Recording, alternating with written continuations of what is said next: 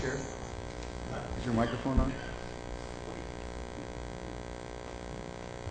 It is now. Yeah. Okay.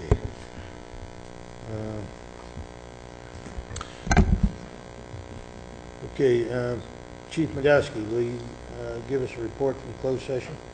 Absolutely, Mr. Chair. Direction was provided, given to staff to continue negotiations for the last, best, and final offer for the bargaining unit. Okay, thank you. Okay. Roll call, please. Director Manuel Medeiros. Director Ty Payton. Director Robert Gleason. Present. Vice Chair Gloriana Rhodes. Present. Chairman Benny Gatto. Yes. You all right, Manuel? We stand for the Pledge of Allegiance, please.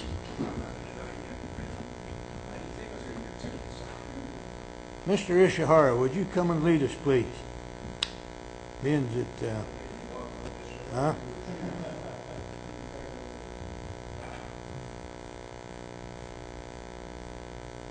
Ready? Salute. I pledge allegiance to the flag of the United States of America and to the republic for which it stands, one nation, under God, indivisible, with liberty and justice for all. Thank you. Okay, declaration of conflict of interest? I have none. None. Okay. Presentations? Are we doing that tonight, Chief? Yes, Mr. Chair, members of the board, we do have two presentations that we would like to make this evening. Okay. If you excuse me for a moment, I'm going to call up the crews from Station 32. Okay.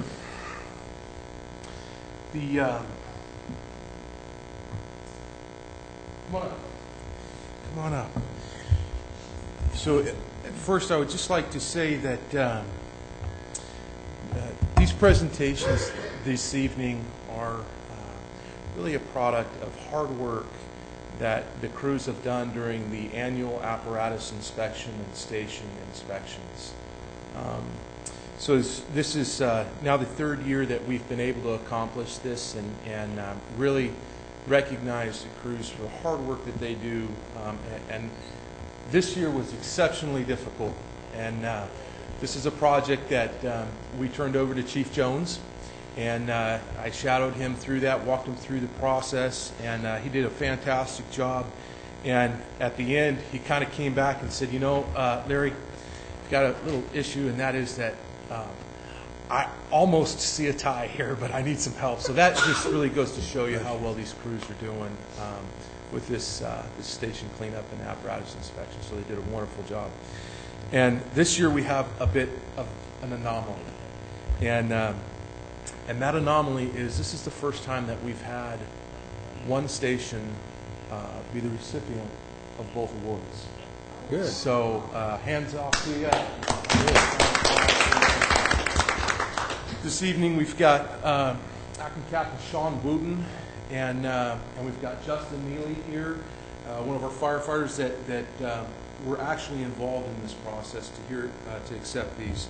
So the again, their names are placed on the annual plaque and their station assignments and who was assigned that year to that station that put forth in that hard work. So the cleanest fire station 32. Congratulations. Good. Nice job. And then again, they outdone themselves because we've got the cleanest apparatus award again for the units that were cared for there, engine 32 and 38, 36 now. Yeah, 38's gone. Yeah, 38's gone. What was there in the original? I think you guys, 38 was there. Because I've never seen rust shine. So excellent job. Thank you guys very much. All right. Good job. Good job, guys. Good Chief, job. really quick, Station 32 is kind of an anomaly also because of the people who work out there. and I don't think the board knows how that is configured. Absolutely, that's a good point, Mr. Gleason. So Station 32 is staffed with a captain or an acting captain, depending on who's assigned to that particular station and that shift. I'm sorry, and one of our reserve firefighters. So they really have done a fantastic job and dug in, and to see. Like I said, I've never seen rust shine until that day. So, yeah, that's off to you. Good job, guys. Good. Thank you, gentlemen. Thank you. Thank you.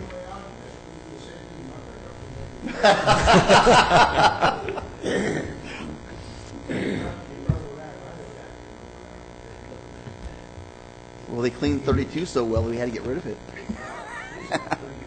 We cleaned 38. They cleaned 38 so well, they had to get rid of it.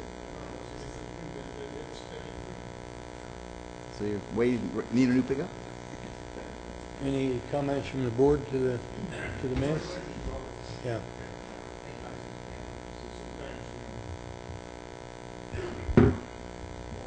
Maybe it'll rub off on some of the other guys, huh? Hopefully. Sure, come on up. Yeah. Very much so. I'd just like to, thank everybody for recognizing that, the hard work that we did put in.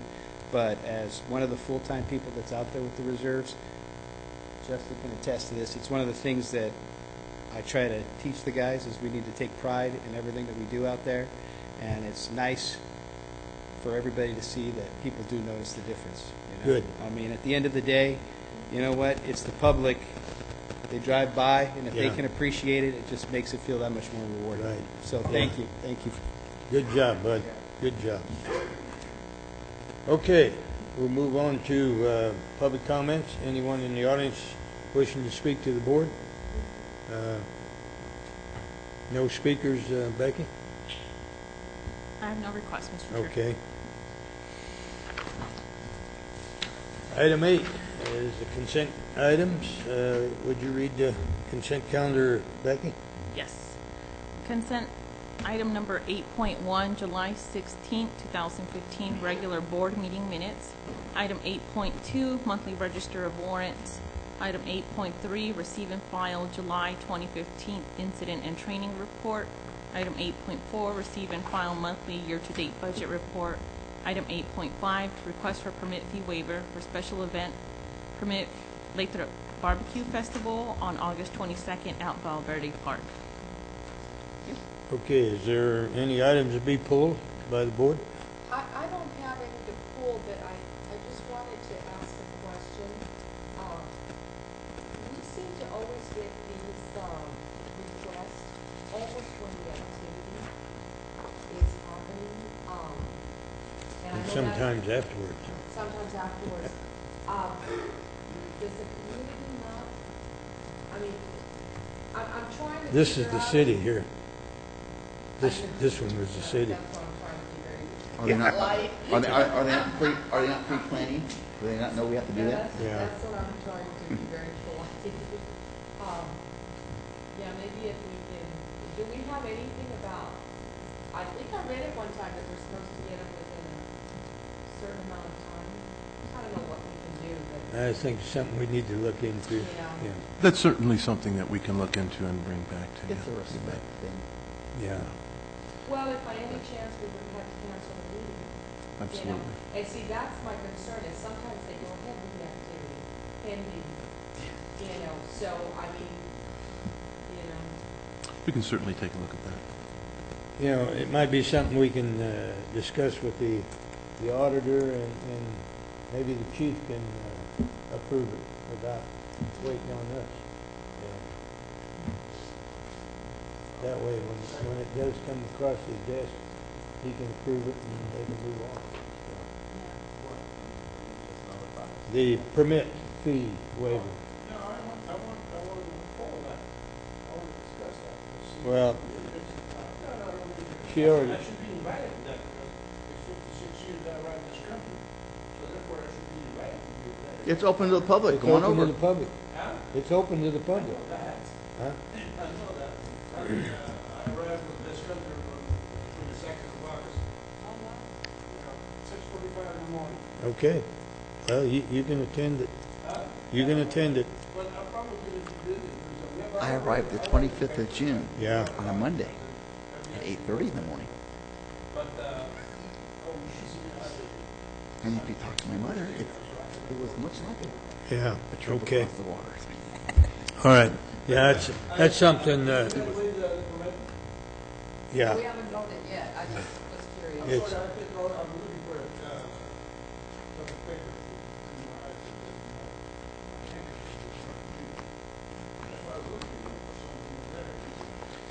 Mr. Chair, would you like a motion to approve the consent calendar? Because if you are, I'll make it. yeah. I move that we approve the consent calendar. Second? Okay, motion made. Roll call, please. Director Maderos? Yeah, he says yeah. Director Gleason? Yes. Director Payton? Yes. Vice Chair Rhodes? Yes. Chairman Gatto? Yes, thank you. Okay, we have the scheduled item is none. Informational item, update from Station Design Committee for Station 35. I attended, huh? Yeah. And then, I think we have the plans, that it's probably across the plans for all of you to see it, you know. We didn't discuss that. This is provided, so I don't understand. I think it's, we have to find the building, the shape of the building is not finished. It's not, so we can have another discussion, and then probably this is the one. But everything's working with the administration and supervisor. We're able to do it. So, Susan was with us, with Benny and I, today, and she was kind of happy with what was working. So she had to drop the money anyway, so that's all that's it. I don't want to do that. Thank you very much. Didn't know I could do it. No, it's pretty much what Manuel said, and the architect, Bill Louie, showed us a whole bunch of pictures of different fire stations all over the country. And I'll tell you, there's some pretty designs and there's some weird ones. But Susan actually made a point that she wants to see what's going to be located in that business park with their design when they come in, and then kind of picture a fire station similar to what designs they're going to put up, you know. And but she was very happy with the way the negotiations are going and with the architect. So that's about where we're at right now. Yeah, and the one thing that I'll say to all of you, is this nice building and everything that surrounds it is beautiful. How much is it gonna cost to each? That's the question that you all have to ask yourselves.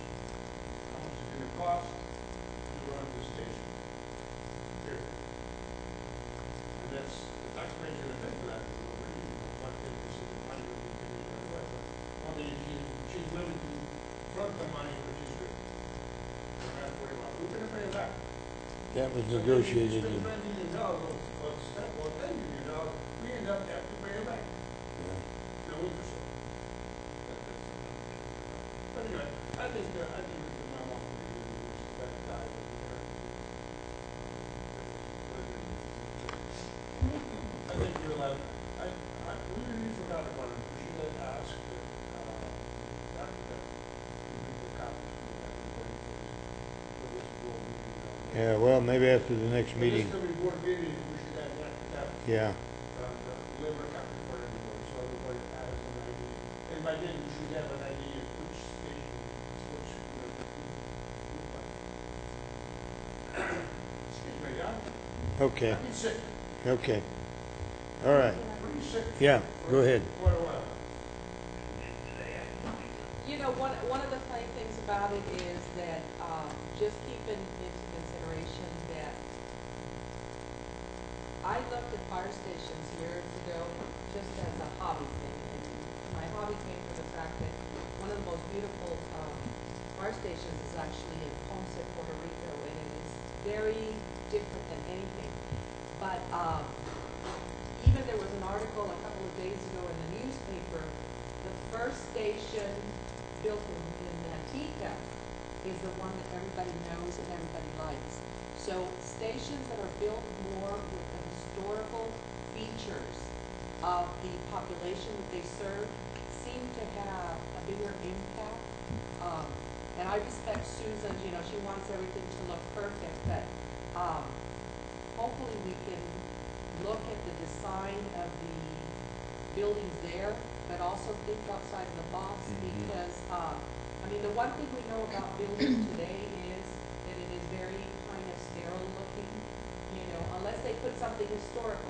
Like when you go down 120 and you see where J.C. Penney's is and whatever, you don't really look at the stores. What you see is that they've got the old mission bells and I would like to see more historical pieces. You know, for Lathrop it would be something that resembles a train station. But just, you know, just throwing some stuff out there that just looking like everything else around it, especially if it's modern, sometimes doesn't, you know. Well, he did that with Ace. Stockton down station, Lodi station, you know, and we're not talking about just. In Ace, they even had a volunteer that came in and did the gold leafing. Yeah. They imitated the old station as much as possible. And it's not gold, it's an imitation or a metal, you know. But look, do you ever talk about the Amtrak station? Oh, heavens, no. It's No. Stockton. Now the A station. That's you nice know, to- it is a nice that's station. different, so. They can choose the outside look, you know, and then we have to know, you know, therapy station. I like one station in particular, you know, I do like that. I don't have the old, but I like that one better. I don't like the fight roof. I like the fire roof, you know, Oh. you know, and I see they, you know, this, but then it's, you know, she's gonna pay for it, you know, and so she's gonna have a. Yeah, but we're gonna live with it. If I might add, Mr. Chair? Even Newport Beach, the station in Newport Beach doesn't look like anything around it. It's in a port, it's beautiful, you know. See, if I have my choice, then I wear my little, it's kind of a little the fire can't put inside the heavy station. All right. We just need a boat ramp out the Right. back. The one thing, Mr. Chair, Yes. thank you. The one thing that Susan did ask was that it looked like a fire station. Did Yeah. it have the, you know, those Yeah. attributes, the brick, you know, the red doors, that it actually stands out, even if it blends a little, but that it significantly you stands know, out. you've been in Main Yeah. Street, Main Street Disneyland, and they have the firehouse, but it still blends in. But you know it's the firehouse, you know. And New I, York, when you are in it's- New York, you look at them and they might be a part of a huge building, but you know because there's something historical or specific. It's a house. That it's a firehouse. yeah. Yeah, and what Becky said that Susan said is absolutely right. She's just wanting to make sure that it will blend in with the business part, you know. And if you were gonna put it in a residential area, you'd kind of want it to blend in with the residential. Tracy did that on the Central Avenue station. Well, It was a house that yeah. they just, you know, made the garage bigger. Modesto has that Yeah. on Pellendale. They got a station there that you wouldn't know it was a station because it just blends in with all the houses around it. You know. But no, it'll come out good. It'll come out good. So Good. those are good points. So okay, Chief's report. Update on audit process. Maybe. Thank you, Mr. Chair. I'm going to defer over to Becky. I know that she's worked with that with the auditor, the new auditor, and we've been very busy with some of those tasks. So, Becky. Thank you. The new auditor coming from James Marta and company, David Becker, we began the process probably at the end of last month, end of July. So we're starting some of the preliminary steps, some of the initial studies and sampling. And he has kind of put together somewhat of a draft, and we're looking at hopefully having done some of the initial reports done within the next month or two. One of the big factors that's going to maybe set us back up the month or two will be an OPEB actuarial. From the county, Correct. yeah. So we're looking at that potentially being about 30 days out or so, and after that we should be able to be caught up and well on our way to meeting all requirements. Questions? None. Okay. That's the audit process. Update on the fireworks lottery sales? Yes, Mr. Chair, the fireworks lottery and sales specifically for the fire district were extremely successful. The gross was 31,000 approximately. The net portion to the district, I believe this was after the River Island split, was approximately $7,900. So very successful year in fireworks sales for us. So we'll have another dinner. Also, Mr. Chair, just for the chief's report, just a point of clarification. Mhm. Chief Neely is currently assigned as the division of the South Complex.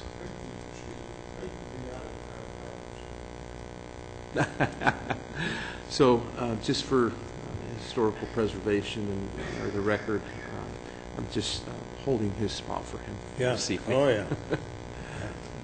That's good. And then what fire was there? The South, the Fort Complex, South Complex, yeah. Okay, that's it for the chief's report. Board comments, start to my left. Daniel? I'm sorry, I'm coughing with concern. And the thing tells me that I was going to get second day, but the air conditioning would kill me before. No problem. No problem. Get well. Ty? I just had a question. At the last meeting, we discussed the fact that our engines can't connect to tankers, the private water tankers. Yeah. And we had talked about doing some fittings. Has there been any progress on that? Do you know? I know that there has been some progress made on that. We can get you a report on that. Yeah, I can take a look at where we're specifically at with that, yeah. Now that you mentioned that, I was cleaning out my shed the other day, and actually I came across one of those Camelot fittings, you know, that would work, you know.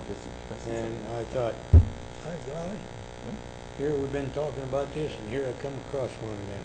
But it's real simple, you know, to have one of those Camelot fittings make up right to our hose, you know. So, yeah, I'd continue with that, chief, and make sure that we get that thing done, you know.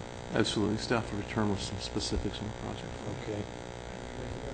The thing with that, you know, I am surprised that you didn't put together a special something in the farm community, because, you know, the trucks they have on there, Yeah. how do you, what about it? Well, it's something that, go ahead, Larry. We have at various times throughout the history of the district, we've worked with the rural community, you know, the Dutras and the Cardozas and whatnot, you know, and I think it's just a matter of picking that up again, you know. So it seems to go in phases, but I know that was something that we were really looking at post the incident that we had the other day. Okay. Yeah, we can return with some specifics on that. Yeah, all right. Thank you. You bet. Okay. Royanne? You know, if for the next meeting or the meeting after that, was talking to district staff, and they are working really, really hard to ensure that, people that own, you know, lots and so forth here in Lathrop are keeping them, Weed free. weed free. Well, I would even go so far to say dead weed free. Yeah. But, you know, I mean, not everybody is being very cooperative. Kind of to know where we're at in that. I didn't even go outside of the city, so I can imagine in unincorporated, it's even worse. But one of the biggest issues is if you know, like right behind my house, you know, we were Defensible talking about it. space.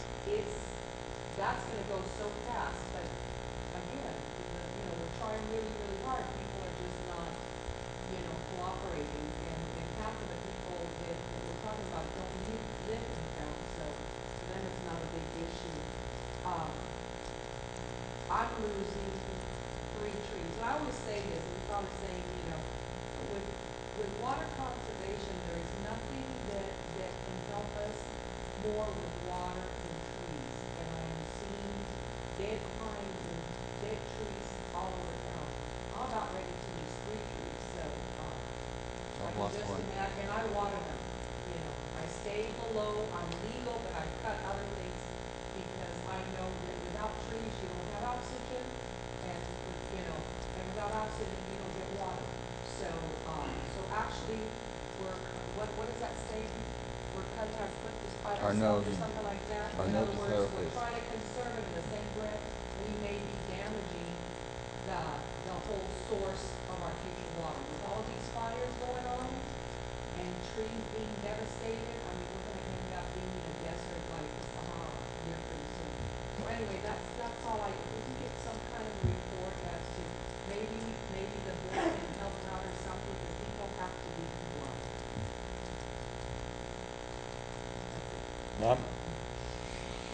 How'd the open houses go? Wait, I'd like to get some kind of report. Did people go? Did they have a good time? Type of thing, so. That's a great question. Mr. Gleason, it actually, we considered it a great success. So one of the things that we really tried hard was to our Twitter and Facebook accounts, along with our web presence, to really invite the community into our fire stations and into their fire stations, and so that they can see exactly what it is that we do and how their tax dollars are being spent. The Station 31, I was present there, and you know, it being the first year, I mean, I would hate to put specific numbers to it, but I would say that maybe a couple dozen were there. And the Station 32, there was, I believe that was the station that had a Cub Scout pack that showed up. I'd have to check on that. But we saw them kind of build throughout the weekends. And pleased to report that Station 34 had the largest turnout of, and in fact, it was almost as if you could have combined all 3 weekends there. So it was a success. It was our first year, and we learned a few things, and yeah, so it went well. Great, thank you. The other thing is, I'd like to put on the calendar, and since we can do this multi-year calendar thing, every couple of years, we are involved in E15 with the school district, and a report, the showing of the video, and kind of walk the board through, because there's a lot of planning, there's a lot of coordination. It's a multi-agency event, and it turns out really cool. I participated in 3 or 4, and it's so awesome. I got to ride the chopper. They loaded me up. I get a video tape myself, getting tucked in. But it would be nice to see those kinds of things. We can still do it because it wasn't that long ago to get the CD and get that report. But it wouldn't be nice every time we do something like that the board is shown the visuals. And then you get strike team highlights. As we get guys coming through strike team, we see some of our battalions, or acting battalions, getting trained and going from trainees to leaders and stuff to get that update, just to actually maybe see the gentlemen that are getting trained, because they're representing us on a statewide, that kind of a level of multi-agency. So they're representing us. It would be kind of nice to know who is representing us, type of thing. So I'd like to see that kind of stuff. Washington is having a really tough time. State of Washington. They lost 4 firefighters. I understand they also lost a deputy. And this evening, the governor of Washington declared a state of emergency and has requested federal help. So they're in quite a state up there.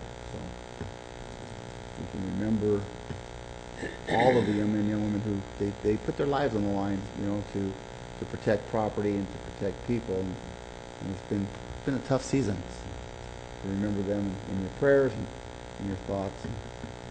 And thank our guys and thank our deputies for just putting on the uniform every day. So. No, you just stole my thunder there, Lacey. I'm sorry. I said he just stole my thunder. I was gonna, but no, just to back up on that, I think let's all just take a moment of silence right now for.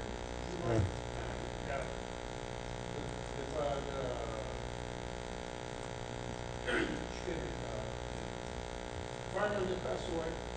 That's And also the gentleman that used to be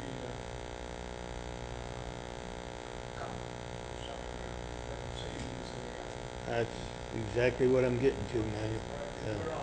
I don't want you to miss a word. Well, that's for everyone that's passed very recently. Firefighters, our police force. Let's just take a moment of silence right now and remember those folks.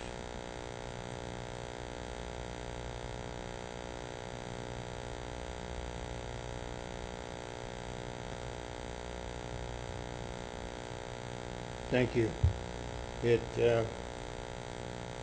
is very heartening to hear that there's something like 30,000 firefighters on the lines from the state of Washington all the way down into California,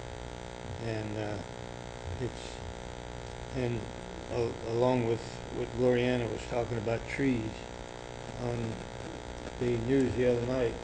The state of California has already identified 11 million dead trees in the forest, and that's just the beginning. With the drought, it takes a year or so for it to show up and for the trees to die. And so it's going to be a continuing process. And the only thing they said that will stop it is to have a wet year, and where the trees can start producing a lot of sap again, and that pushes out the bark beetle. When the trees are dying, the bark beetle has a chance to get in there and start eating it up and make them, continue to die. So the problem to solve it is to have a wet year where the trees can start producing again and have an abundance of sap to push the bark beetle out. But yeah, it's not good. It's not good. And like Bob says, our guys are fighting almost a losing battle. But and it's sad when you hear of a firefighter or a policeman that's killed in the line of duty. It's like our military, and they're there, they're doing their job, and it's a situation where their life is on the line. They're signing a blank check when they take that job that says, I will do this job with the possibility of my life. So hopefully, we get some good rain and get this thing squared away and get all our people back home safe. Okay, with that, we'll adjourn the meeting till September 17 of next month. Thank you all. You're welcome, bud.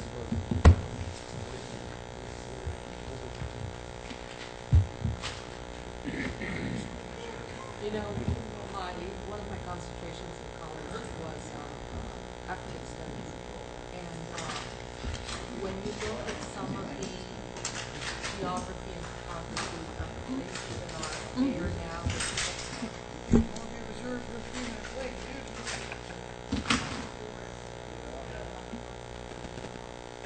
I do have something for you. Thank you very much. Wow, that sure beats our last.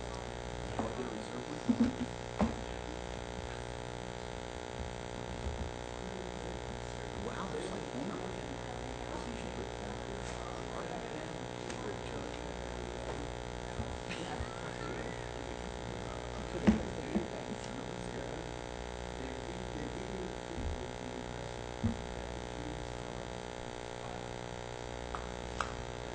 Yeah, they run around with matches.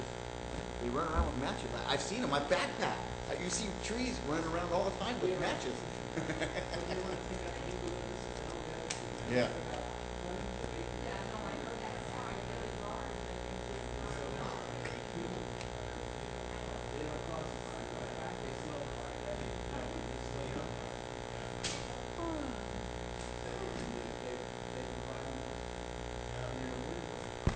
Yeah. They stop the wind from.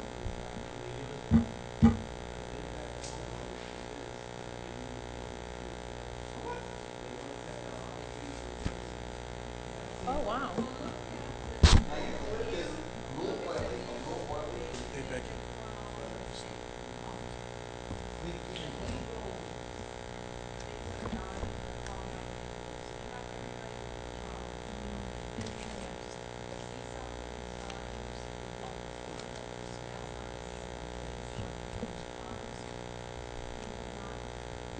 I want it. I don't want them in the backyard. Because I'm ripping up my grass. I'm going to them